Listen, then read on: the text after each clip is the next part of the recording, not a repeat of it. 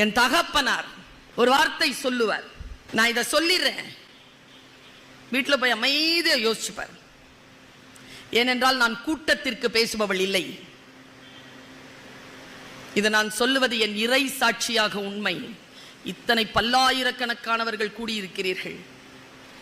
இந்த பெருங்கூட்டத்திற்கு பேசுபவள் இல்லை. நான் தனி மனிதருக்கு பேசக்கூடியவள்.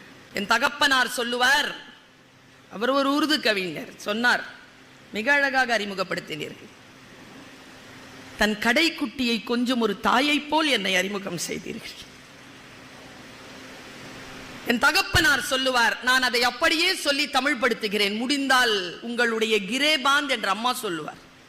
பெண்ணுக்கு இந்த துணி போல நெஞ்சறைக்குள் ஒரு முந்தானி இருக்கிறது, அதில் முடித்து வைத்துக்கொள் என்பார் எங்க அம்மா. சில வார்த்தைகள், முடிந்தால் உங்கள் கிரேபாந்தில் இதை முடித்து வைத்துக் கொள்ளுங்கள்.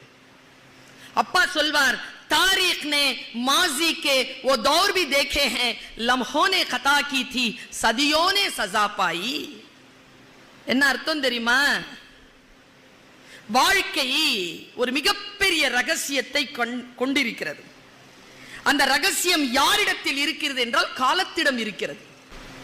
காலம் என்கின்ற பேரேடு வாழ்க்கையின் ரகசியத்தை பொத்தி வைத்திருக்கிறது. அதன் ரகசியம் இதுதான், வினாடிகள் தான் தவறிழைக்கின்றன, தண்டனையோ யுகங்களுக்கு கிடைக்கிறது.